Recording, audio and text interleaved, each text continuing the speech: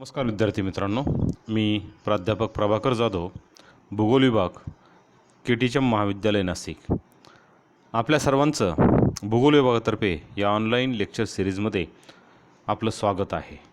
तर विद्यार्थी मित्रांनो, आपण मागच्या लेक्चरमध्ये पर्यावरणीय प्रभाव परीक्षणाचे स्वरूप, व्याप्ती आणि प्रभाव परीक्षणाच्या पायऱ्या यांचा अभ्यास केलेला होता.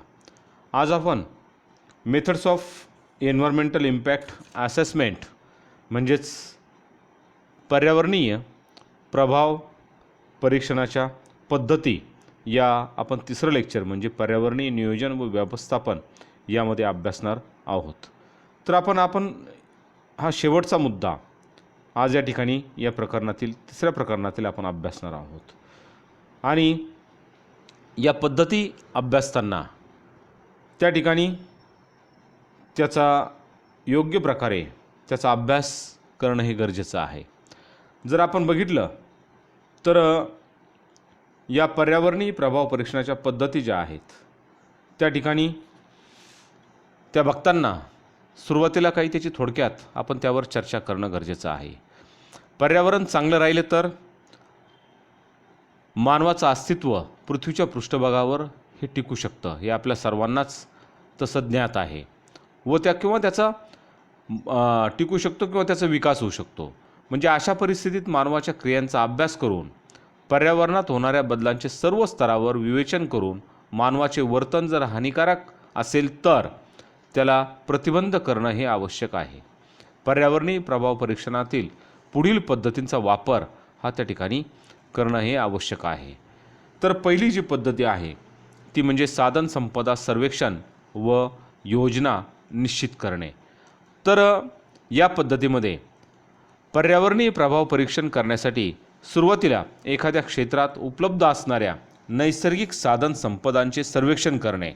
म्हणजेच कुठलाही प्रदेश असेल त्यामध्ये ज्या ज्या काही साधन संपदा उपलब्ध आहेत त्यांचं सर्वेक्षण करणं ही पहिली पायरी त्या ठिकाणी महत्त्वाची आहे. आणि त्यानंतर तेथील जमीन, पाणी, जंगल, मृदा, खनिजे, प्राणी इत्यादी काही असतील साधन संपदा त्यांची मूलभूत माहिती मिळण्यास मदत होत असते. आणि नंतर तेथे कोणत्या प्रकारचे प्रकल्प उभे करायचे याची निश्चिती करता येते. एखादी योजना किंवा प्रकल्प जर पर्यावरणावर मोठा प्रभाव टाकणार असतील तर त्याची निवड परीक्षणासाठी करणं हे संयुक्तिक ठरतं. म्हणजेच थोडक्यात प्रकल्प उभा करताना त्या भौगोलिक प्रदेशाची सर्व बाबतीत माहिती घेणं हे गरजेचं आहे. म्हणजे कोणता प्रकल्प त्या ठिकाणी हा फायद्याचा ठरू शकतो. दुसरी पद्धत जी आहे ती म्हणजे साधन संपदा वापराचे प्रशिक्षण. आता मूलभूत साधन संपदांची उपलब्धता, त्यांच्या वापराचं प्रमाण व भविष्यातील अडचणी जाणून घेणं हे गरजेचं आहे. यासाठी पर्यावरणीय प्रभाव परीक्षणात सहभागी अनुभवी तज्ज्ञांची मदत घेऊन पर्यावरणीय प्रभावाची अचूक ओळख करून घेण्यासाठी पुढील पद्धतींचा विकास केला जातो. म्हणजेच त्या ठिकाणी काय अनुभवी तज्ज्ञ त्या ठिकाणी असावे लागतात, अनुभवी माणसं त्या ठिकाणी असणं गरजेचं आहे. आणि त्याची अचूक अशी माहिती किंवा त्याची ओळख करून घेणं गरजेचं आहे. आणि त्या ठिकाणी कोणत्या पायऱ्या ही त्या ठिकाणी महत्त्वाच्या आहेत तर त्यामध्ये पहिली तज्ज्ञांची मते. आता विविध तज्ज्ञ जे आहेत वेगवेगळ्या गोष्टीतील तज्ज्ञ त्यांची मतं त्या ठिकाणी जाणून घेतली पाहिजे, समजून घेतली पाहिजे. म्हणजे प्रकल्प सुरू करण्यापूर्वी त्यांची मतं, म्हणजे हा प्रकल्प त्या ठिकाणी यशस्वी होऊ शकतो का, काय होऊ शकतं, त्याचे काय परिणाम, म्हणजे त्यांची मतं तज्ज्ञांची जाणून घेतली पाहिजे. तज्ज्ञांची गटचर्चा. आता तज्ज्ञ म्हटल्यानंतर म्हणजे त्या ठिकाणचे अभ्यासक जर म्हटले पाहिजे, विविध क्षेत्रातील अभ्यासक, त्यांची गटचर्चा जर घडून आणली तर निश्चितच प्रकल्प सुरू करण्याच्या आधी ते फायद्याचं ठरतं. त्यानंतर पडताळणी यादी. म्हणजेच त्या ठिकाणी प्रत्येक तज्ज्ञाने आपली यादी तयार केली असते, ते यादीची पडताळणी करून त्या ठिकाणी त्याचा अभ्यास करणं हे गरजेचं असतं. आणि त्याचबरोबर श्रेणी सूचक पद्धती, म्हणजे प्रत्येक गोष्ट श्रेणी म्हणजेच त्या ठिकाणी नंबर देऊन त्या ठिकाणी त्याची पद्धती ही वापरली गेली पाहिजे.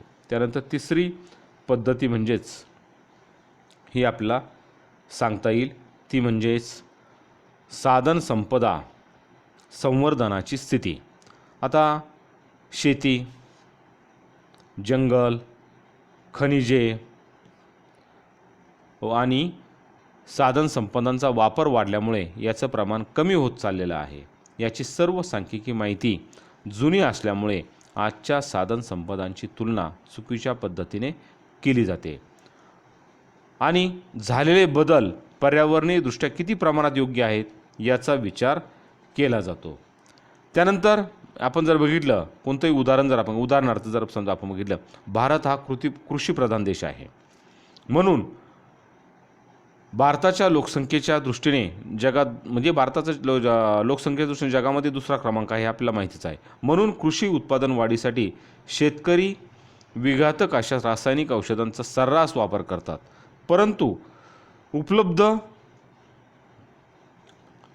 असणारी मृदा, पिकांचा प्रकार, जलसिंचन सुविधा यांचा विचार न करता औषध फवारणी करून कृषी उत्पादन वाढविण्याचा प्रयत्न केला जातो.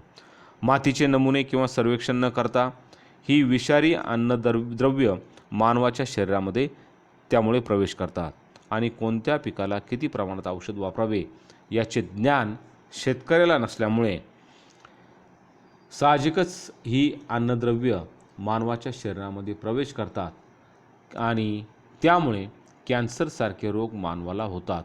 म्हणजेच त्या ठिकाणी अनेक प्रकारचे रोग, त्याचबरोबर भयानक असा कॅन्सर किंवा कॅन्सरसारख्या रोगांना मानवाला सामोरं जावं लागतं. म्हणून कीटकनाशक व जंतुनाशकांची मात्रा, भाजीचा प्रकार, फवारणी, नंतर भाजी किती दिवसात खावी यासारख्या मूलभूत प्रश्नांची उत्तरे शोधण्याचा प्रयत्न पर्यावरणीय प्रभाव परीक्षणाद्वारे हा होऊ शकतो. त्यानंतर पुढची चौथी पद्धत म्हणजेच पर्यावरणीय गुणवत्ता परीक्षण व मूल्यमापन. आता पर्यावरणीय प्रभाव परीक्षणात गुणवत्ता परीक्षण व मूल्यमापन ही महत्त्वाची पद्धती ही प्रामुख्याने या ठिकाणी आहे. म्हणजेच आपण जर बघितलं, भारतासारख्या देशात एकूण कीटकनाशकांच्या खतापैकी DDT व SCH यांचा वापर 75% केला जातो व अशा प्रकारच्या कीटकनाशकावर मात्र अनेक राष्ट्रांमध्ये बंदी आहे. परंतु भारतामध्ये ते अजूनही मोठ्या प्रमाणात वापरले जातात. अनेक फळपिके, भाजीपाला, कडधान्य इत्यादी पिकावर तर पंजाब, उत्तर प्रदेश या राज्यांमध्ये पशुखाद्य व चाऱ्याच्या नमुन्यामध्ये DDTचे अवशेष सापडतात. आपल्या देशात या कीटकनाशकांच्या उत्पादनावर कायदेशीर बंधन नसल्यामुळे जनजागृतीची फार मोठी गरज आज निर्माण झालेली आहे.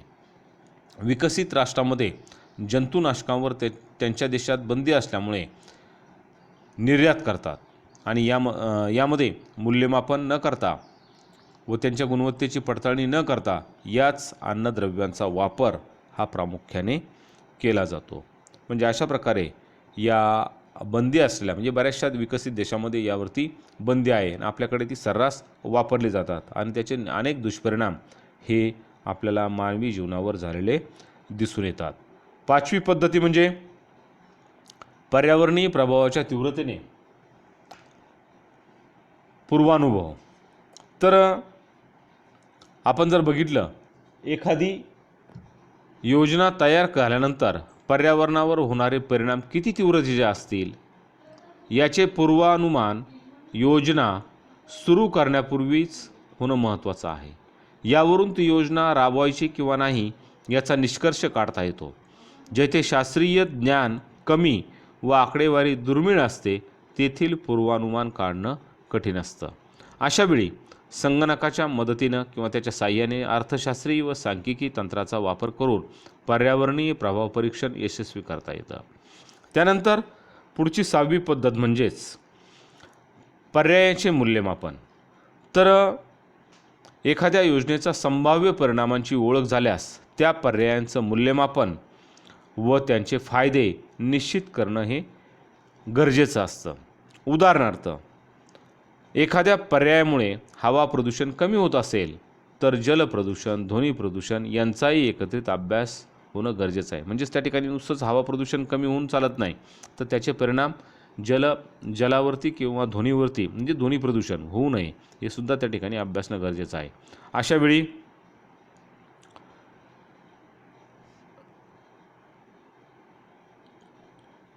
अनेक पर्यायांचा अभ्यास करून फायदेशीर पर्यायांचा वापर करणं हे त्या ठिकाणी महत्त्वाचं असतं. यामध्ये सामाजिक, निसर्गशास्त्र तज्ज्ञ व्यक्तींचा सहभाग घेऊन भूमी उपयोजन प्रकल्प, कारखाने यांची त्या परिसरात काय परिवर्तन होणार आहे याची माहिती जनसामान्यपर्यंत पोहोचविणं किंवा समाजापर्यंत पोहोचविणं हे आवश्यक असतं. त्यानंतर पुढची पद्धत म्हणजेच 7वी पर्यावरणीय प्रभावाच्या विधानातील भाग.